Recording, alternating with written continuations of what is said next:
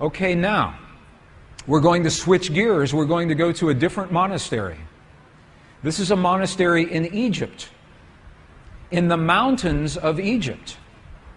By the way, I saw Italian mountains for the first time yesterday with beautiful new snow. Did you see them? Beautiful new snow yesterday? Very beautiful, very beautiful. Thank you, Savannah. This is the mountains of Egypt.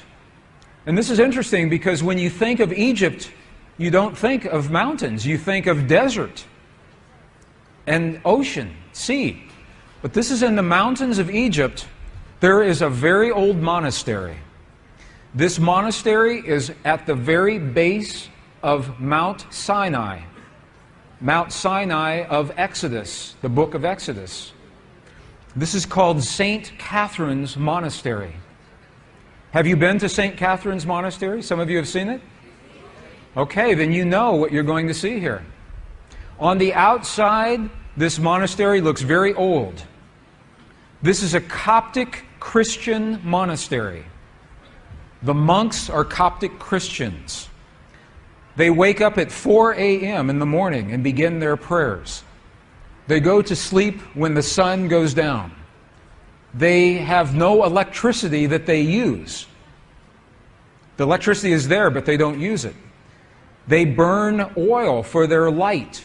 They bake their bread in the sun. They pump their water from the wells every morning. It looks very primitive on the outside.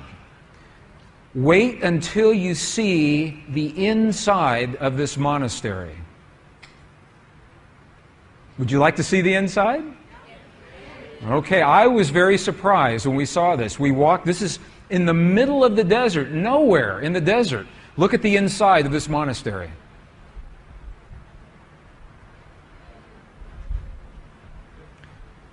The first time I saw this, in the middle of the desert, I thought, how could they do that? And then I remembered the monastery has been there 1,500 years. They've had 1,500 years to decorate.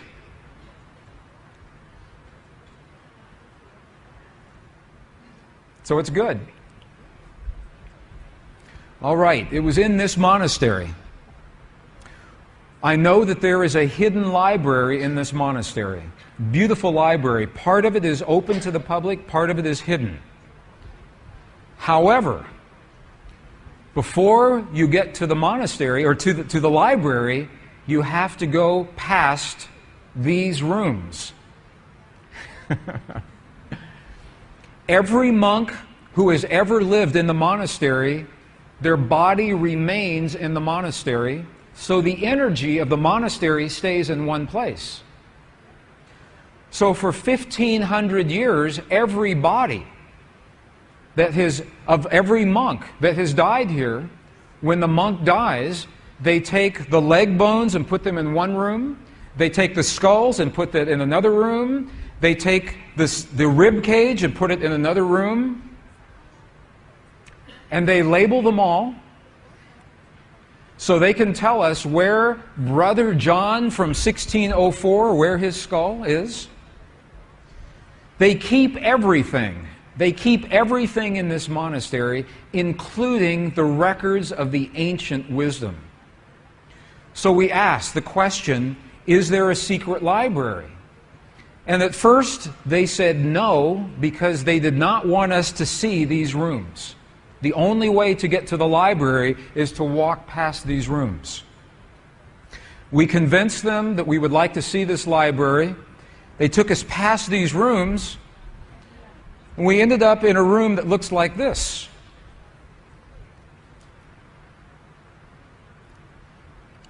Now, can you see this door right here, the arch? Do you see the archway? And do you see this little window right here? There's a little window that's covered with brown paper. And this abbot right here, here's the abbot of the monastery. He's the man in the very back. I apologize, you can't see my pointer, but he's the man in the very center. I asked this abbot, can we look inside that room? And he said, no, it's not possible. And I said, please, and he said, we cannot. And I said, we've come a long way just to see this place. He said, okay. But he said, no photograph. No photograph. So I do not have a photograph. I want to tell you what's in this room. Now, this is an old monastery. They bake their bread in the sun. They use oil for the lamps. They have no electricity that they use. And we walked into that room, and all of a sudden, there is a room full of computers. Apple computer, Macintosh computer, IBM computer, scanners, satellite boxes. And I said, what are you doing in this room? And the monk became very serious. He said, we have been in this monastery 1,500 years. And we've been very fortunate because we have never been overrun by a foreign army. We've never been taken over. He said, but we think that this monastery will be destroyed in our lifetime. We think something will happen, that there will be a war in this part of the world, and this monastery will be destroyed. And he said, before that happens, we will scan every page of every one of our ancient texts onto the World Wide Web to preserve for future generations. And this is what they're doing, is they're recording all of the texts that are found in this library for future generations, putting it up onto the World Wide Web. So the question, what is in these texts that's so valuable? What is in these old texts that makes them so powerful? Well, some of the things that are in these texts are icons, pictures of Jesus. This icon was created within 300 years of the death of Jesus from the descriptions of people who lived with him and saw him. This may be one of the closest representations to Jesus that we actually have today. There are old, beautiful, illuminated manuscripts like this. Beautiful books, Coptic, Christian texts. Early Christian Bibles, only 100 or 200, 300 years after the time of Jesus. And this is why I brought you to this monastery. I want to share with you one of these texts. One of the texts that was edited from our Christian Bible is in this monastery. And we saw it, and you'll see a picture of it here. How many have heard of the lost Gospel of Thomas? The lost Gospel of Thomas. Some of you have heard of that text. Very, very powerful text.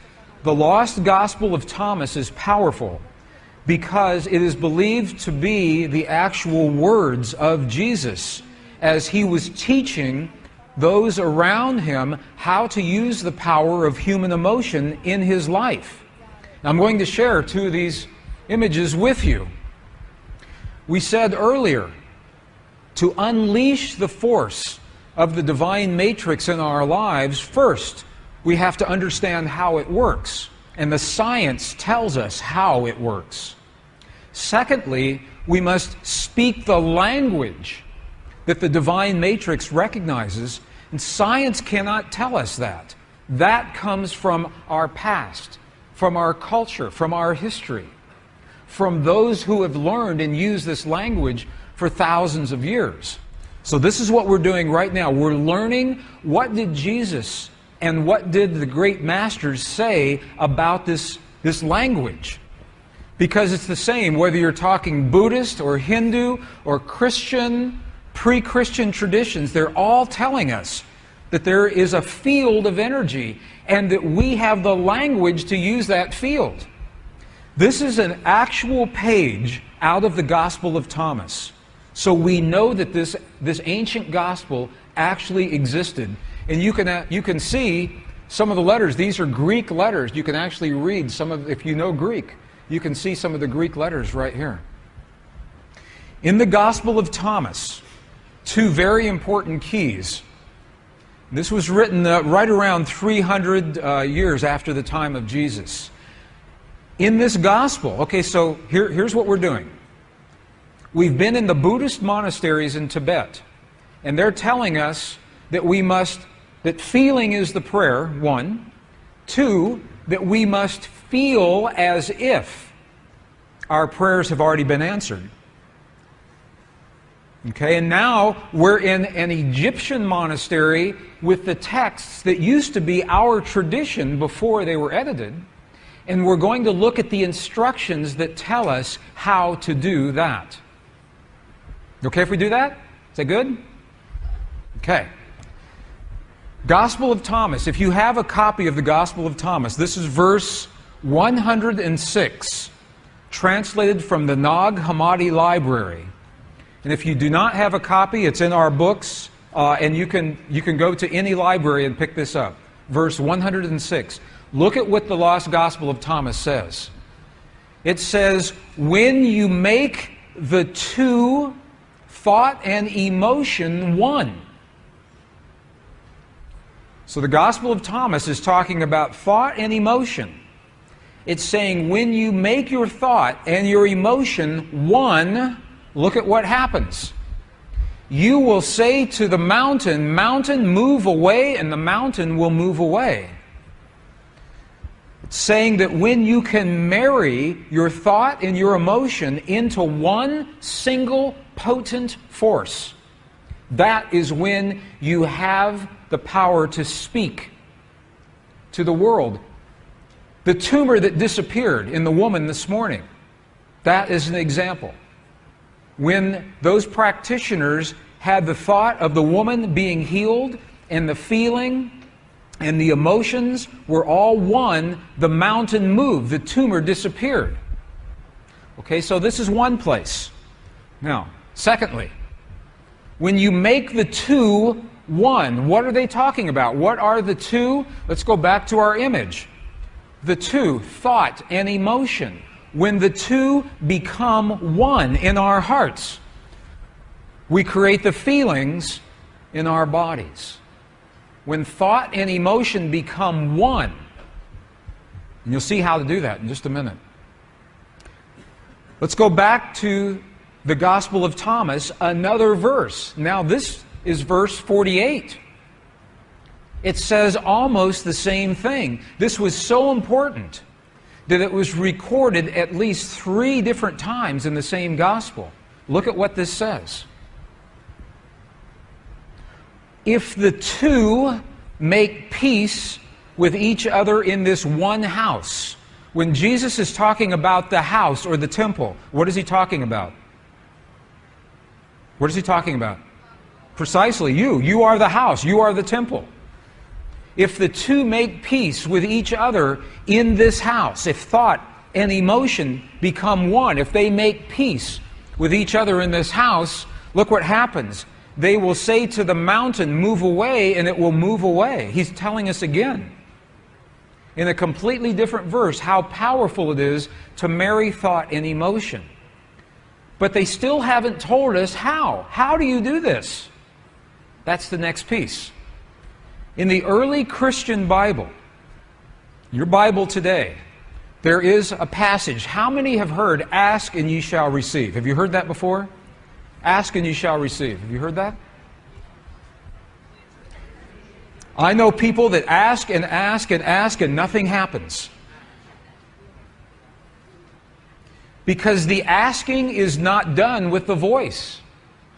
The asking is not done, please, please, bring this to my world. That's not asking.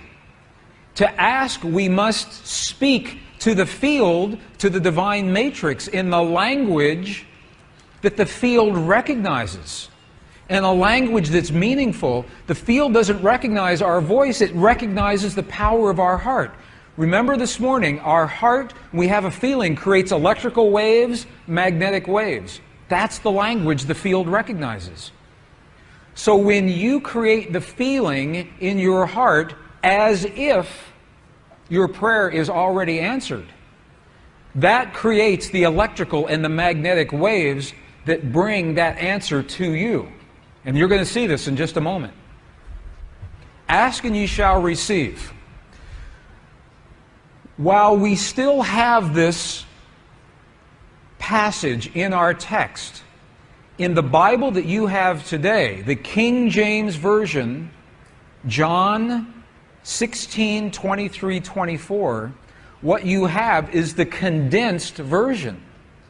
You have the edited version. The edited version looks like this. This is the edited version. Whatsoever ye ask the Father in my name, he will give it to you. Hitherto have ye asked nothing in my name.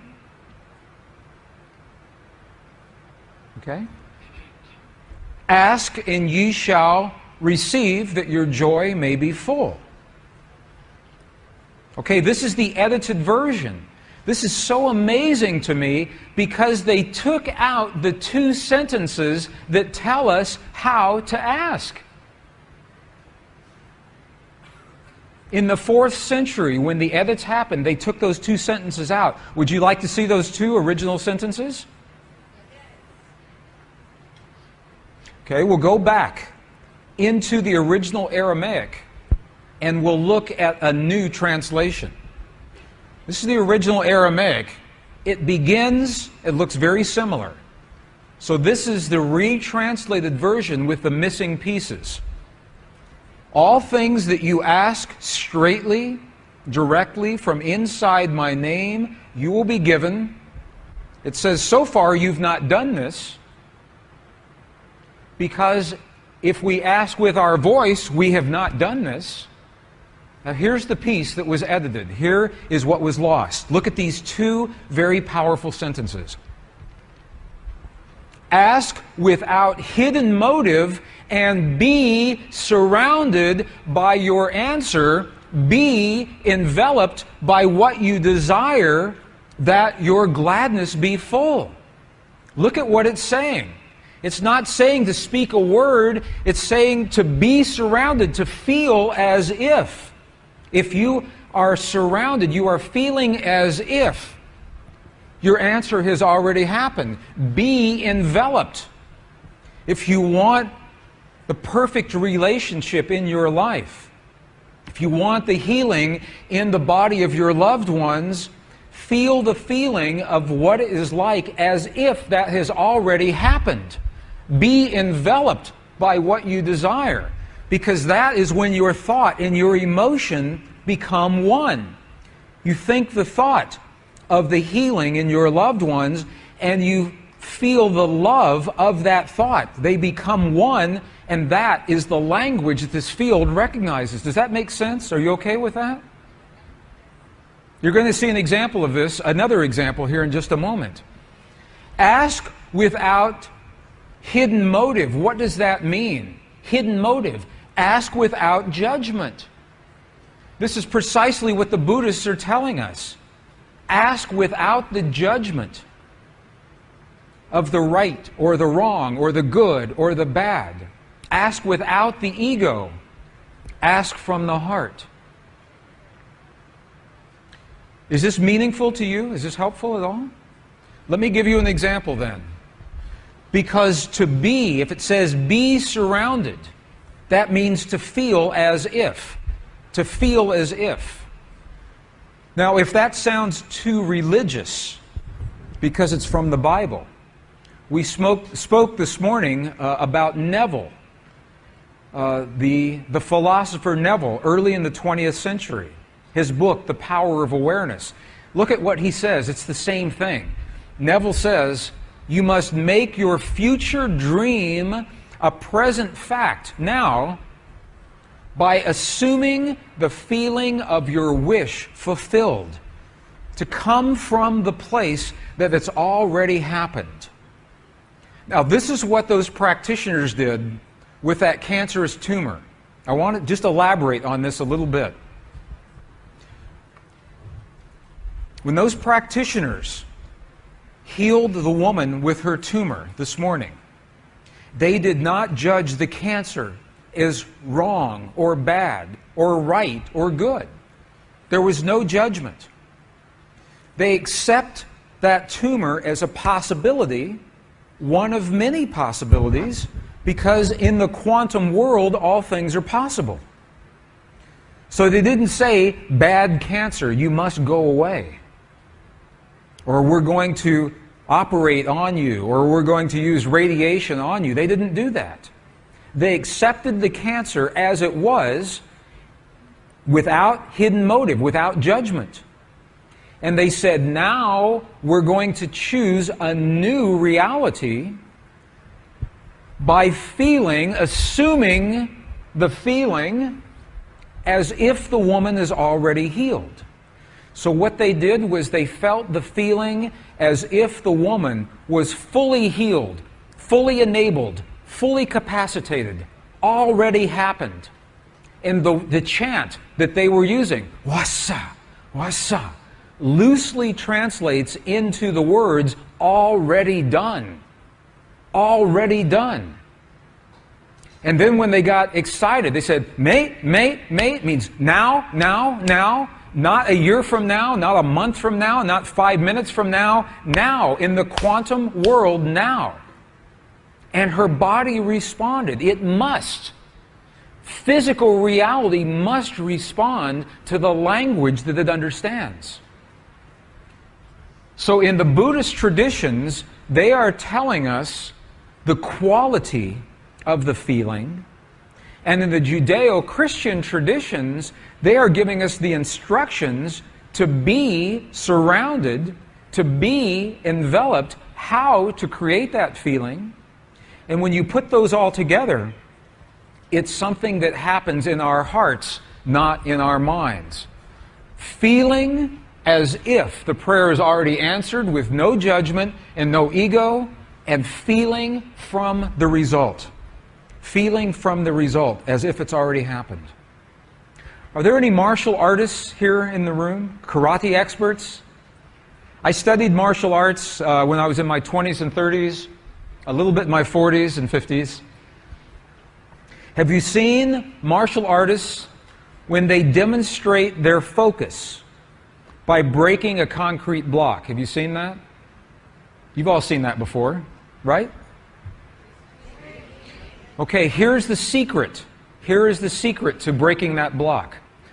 When the martial artist is focused on that block, the very last thing that they are thinking is about their hand hitting the block. Because if they think about that, they know it will hurt. So they focus on what happens after their hand has passed through the block, as if it has already happened.